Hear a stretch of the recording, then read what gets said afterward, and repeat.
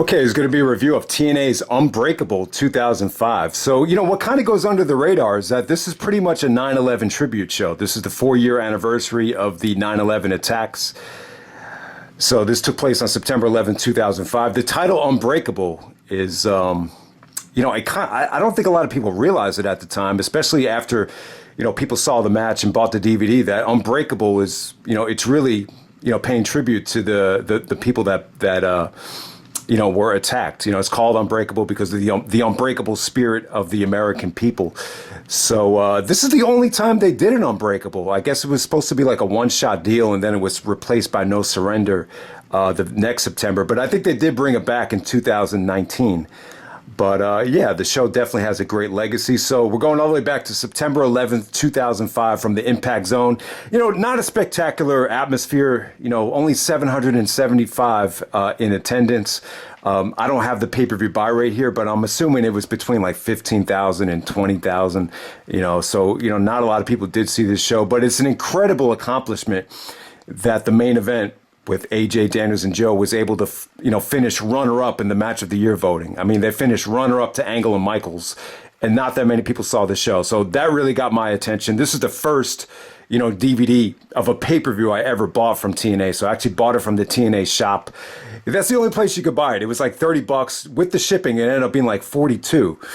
So, and then I was a little bit pissed because the very next week, the Samoa Joe DVD came out on Amazon, and it was like half the price, and it had this match on it. So I was a little bit upset about that. But this is still a great show. It's a nice variety show. Gave you a little bit of everything. But obviously the main event really pushed the show over the top. Without a doubt, this is one of the 10 best TNA pay-per-views because of the main event, I would say. But yeah, let's get right down to it. First match tonight, we had the 3 Live crew of BG James, Conan, and Ron the Truth Killings taking on Diamonds in the Rough. You got Elix Skipper out there as part of Diamonds in the Rough. You didn't really see a lot from Elix here. This was kept very, very short. Conan's like throwing his shoe.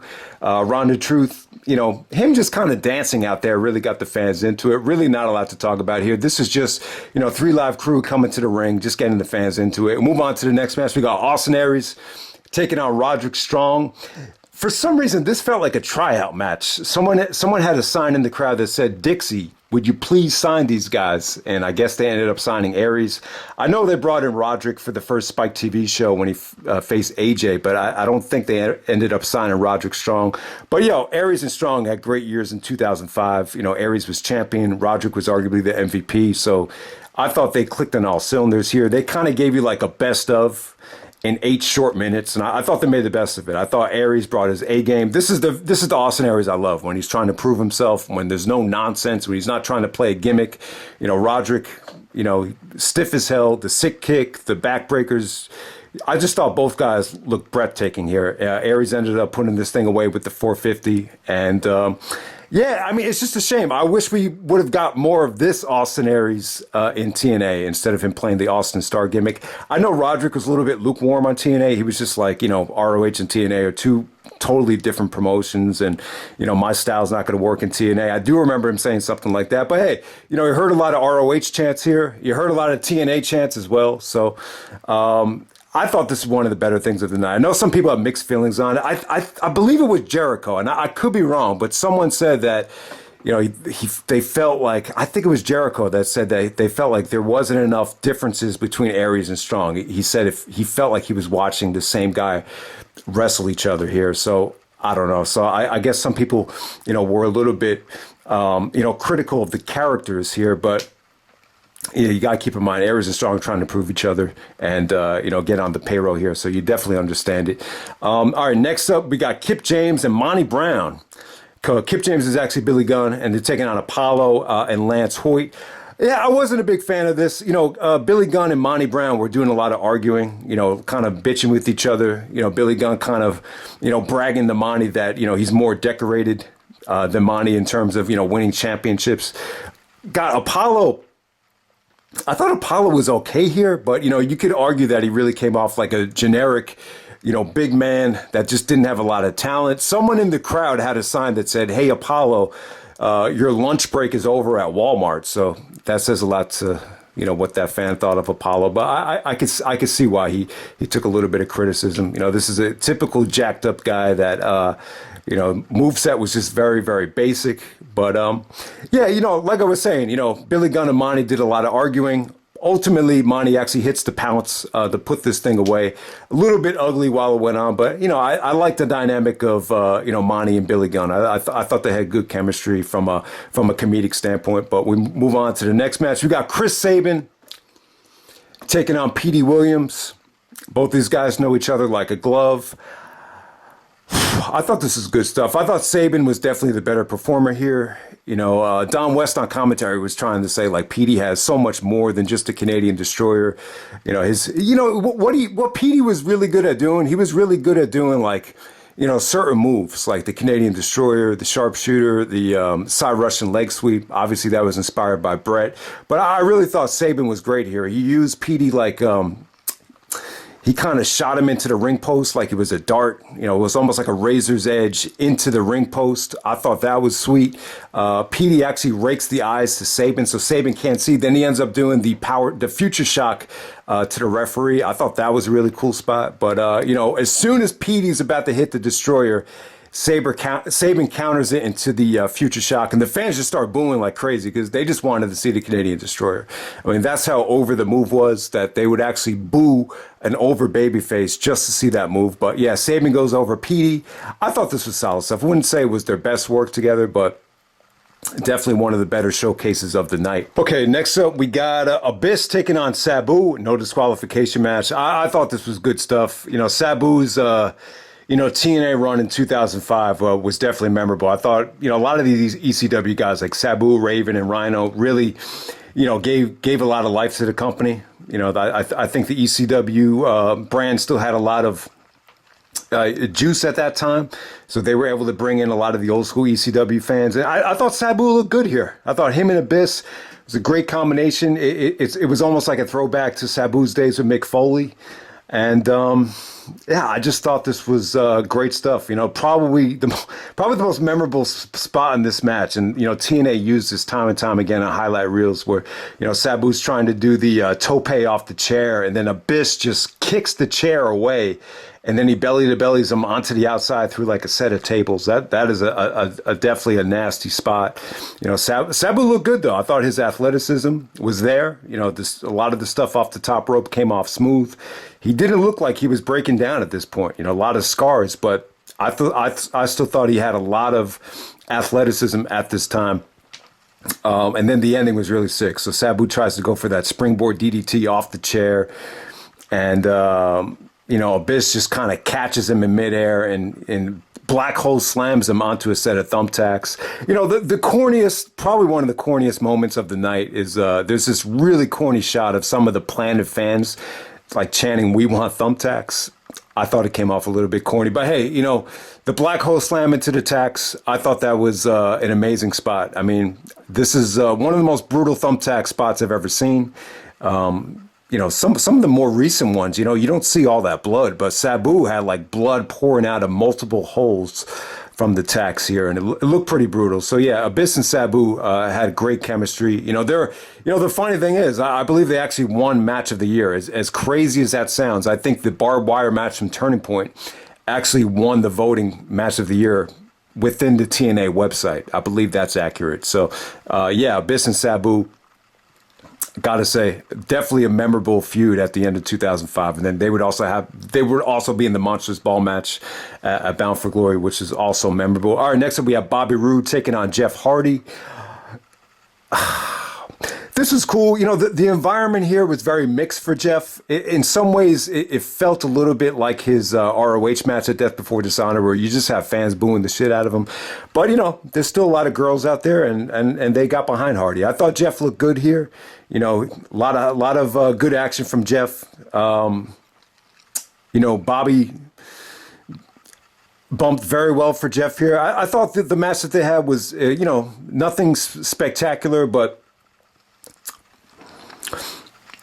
Jeff Jarrett actually screws Jeff Hardy here. They were definitely building up to a Jarrett and Hardy matchup at. Eventually, they will wrestle at Genesis, but yeah, I thought Roode was definitely showing a lot of potential here. You got to remember Roode is 28 years old at this time, so he's still a little bit young, but still the clock is still ticking for Roode. I mean, look, 17 years later, he's 45, so that just goes to show you, even if you were young in 2005, it doesn't really mean that you're young today. So that's what really stood out here. But yeah, I mean, not a lot to say about this match.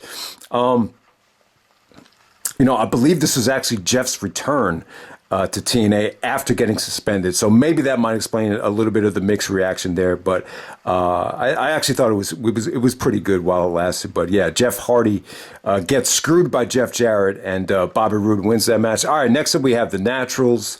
Alex Shelley and Johnny Candido taking on America's Most Wanted and Team Canada of A1 and Eric Young.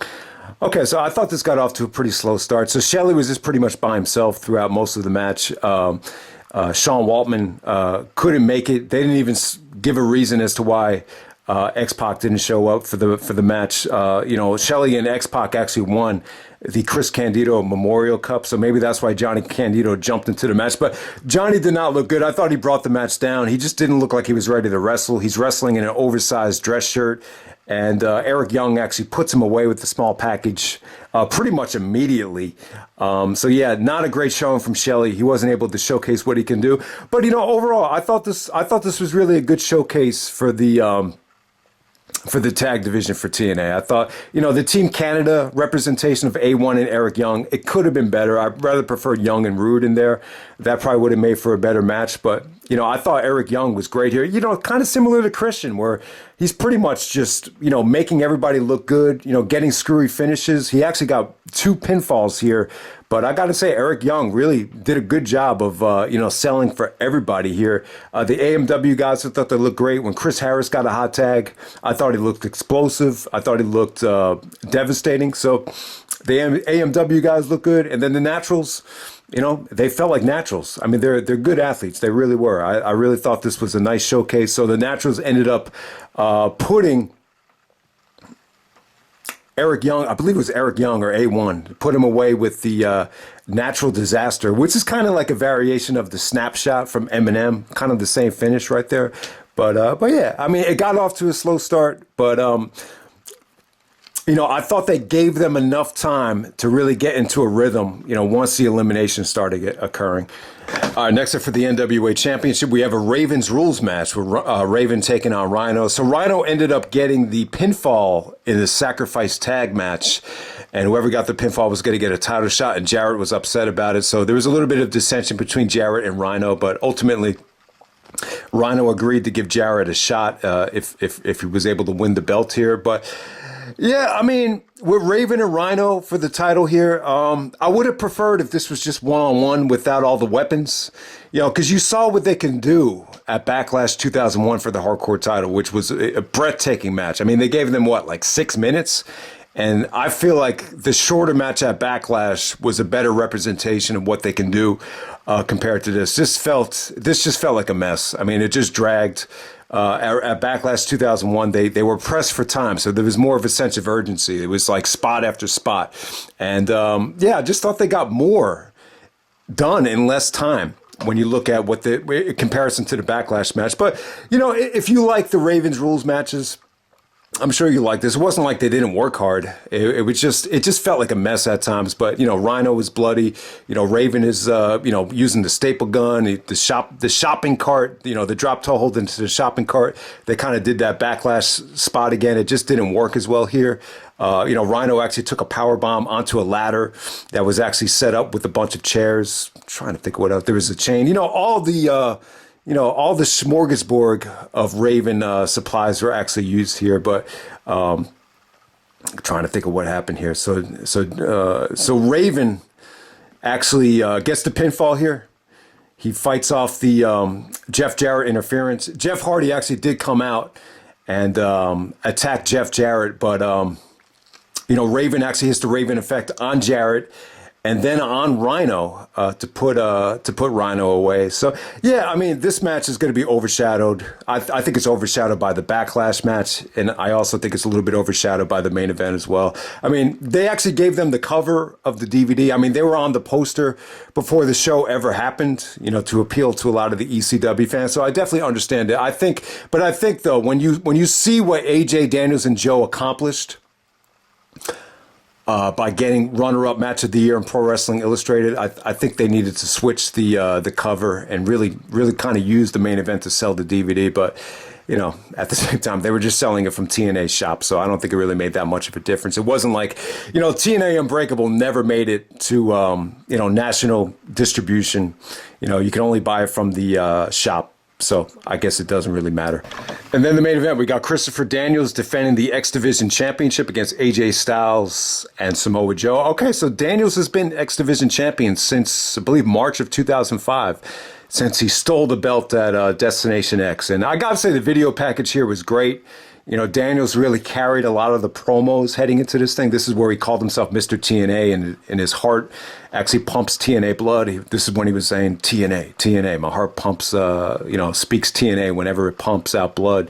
So, yeah, I thought Daniels here was spectacular. Even some of his facial expressions at Sacrifice when Joe and AJ were having their match was edited really well here. So, yeah, this is definitely one of the best video packages I've seen for TNA, especially from a show this old from 2005. So, yeah, thumbs up to the video package. But yeah, I mean, the match is just incredible. Even though I'm not a huge fan of the Impact Zone, you know, there were, you know, some of the fans, I think they were planted for this show, but you definitely did not have that as a factor in terms of that hurting this match. I mean, the fans were pretty much awesome here. I mean, you know, Orlando, Florida, Universal Studios, you know, I don't think it's a huge hotbed for professional wrestling. You know, when you think of going to Disney World or going to Universal, you think of a lot of families going to those shows. So, you know, obviously you're probably not going to get the most hardcore wrestling fans going there, but they were great for this match, though. This match had an incredible crowd, but the crowd really didn't make the match. It was really about who was in the ring here. This is a rare case where all three guys were just on fire, in their prime, clicking on all cylinders. You know, Daniels was great here. You know, there's a lot of similarities here to the Era of Honor Begins triple threat. You know, pretty much starts the same way with Joe and AJ just kicking the crap out of Daniels. You know, AJ's like, that's not how you do it. That's how you do it. I mean, the Era of Honor Begins triple threat, you know, pretty much started off the same way. But, you know, that's not even a gripe. I just wanted to make that point. But yeah, I mean, this was just amazing stuff. I mean, and AJ just... You know, AJ just looked better than ever here. You know, Joe, you know, really came to play. You know, I don't think, you know, you've ever seen a guy that big move like that.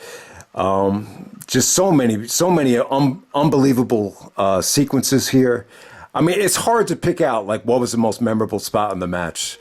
You know, if you were, you know, the funny thing is I actually use AJ using the spiral tap to break out the Chiquita clutch. That was the spot that I used when I made a pro wrestling video. I said, you know, I got to use the Unbreakable three-way. And I had a tough time, like, deciding what should I use for the match. You know, I originally wanted to use the Joe spot where Joe actually does the cannonball, you know, over the top rope onto AJ and Daniels. But, you know, I wanted to use AJ doing the moonsault, then Daniels does a moonsault, and then there's a little bit of lag there between AJ and Daniels just punching each other before Joe does the spot. So I think that's the reason why I didn't want to use it. But yeah, that Joe cannonball spot onto AJ and Daniels is just breathtaking there. And then there's another just, you know, and this is an example of how, you know, I know Kurt Angle and a lot of people don't like triple threat matches because they're hard to put together. But in a match like this, you can really do some creative things in a three-way that you can't do in just a singles match. And an example of that will be, you know, so Daniels actually monkey flips AJ into Joe. And then as he's monkey flipped going towards Joe, he actually hurricanrana's Joe. That's a must-see spot. That might be the most underrated part of the match. And there's actually a spot where Joe actually does a double suplex off the top rope, to AJ and Daniels, that which looked breathtaking. But AJ and Daniels had just amazing chemistry here. The transition to the Styles Clash was beautiful.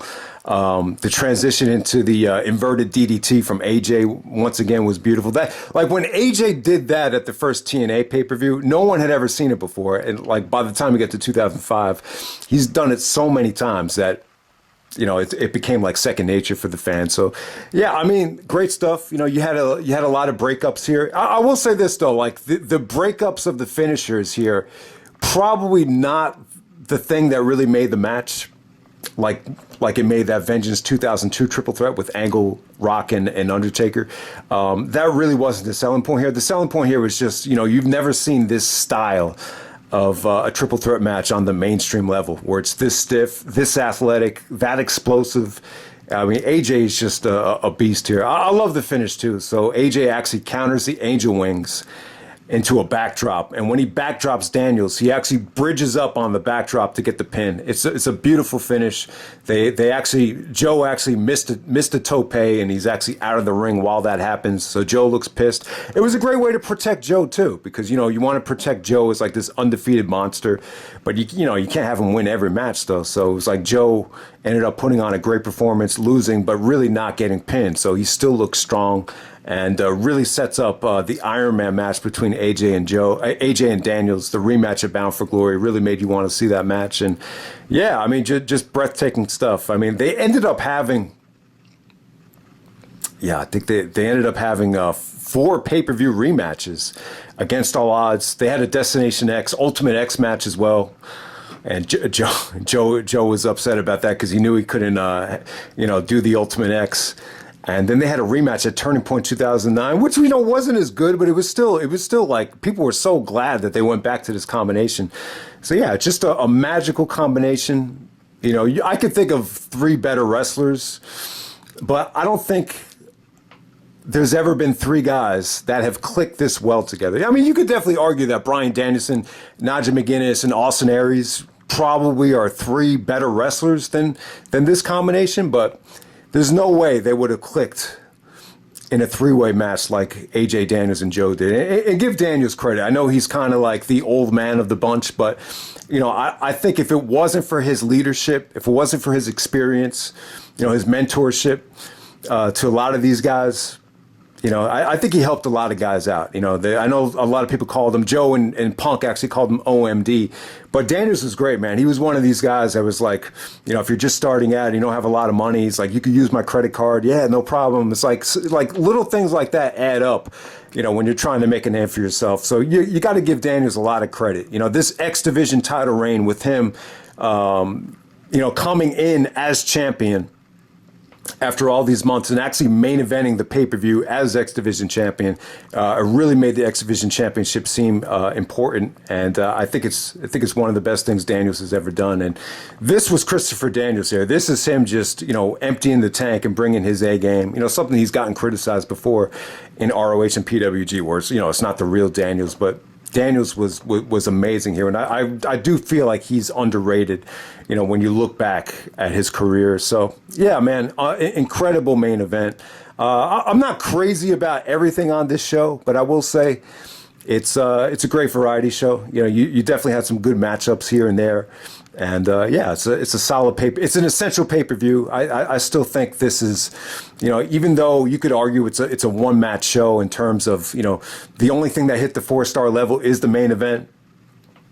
You know, I would still say that the main event is so good, it puts this in contention for best TNA pay-per-view of all time. It might be top 5, easily top 10. So if you haven't seen it yet, definitely check it out. I believe it's actually on YouTube. I think Impact actually uploaded it a couple weeks ago.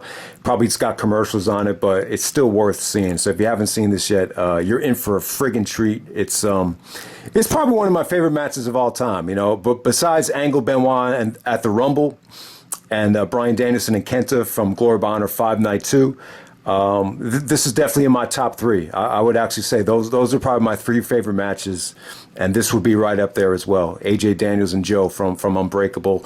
So hope you guys enjoy the video. If you're a big football fan, hope you enjoy opening day or opening Sunday in the NFL season. I hate the fact that the NFL just dominates the coverage in the off season. But once you get to the actual season, I get a little bit excited, and I'm starting to get excited now, especially with some of these games tonight. So, I know a lot of people love football. So if you love the NFL, hopefully it takes your mind off, whatever you're going through, and just enjoy it. But yeah, that's TNA Unbreakable 2005, and I'm out.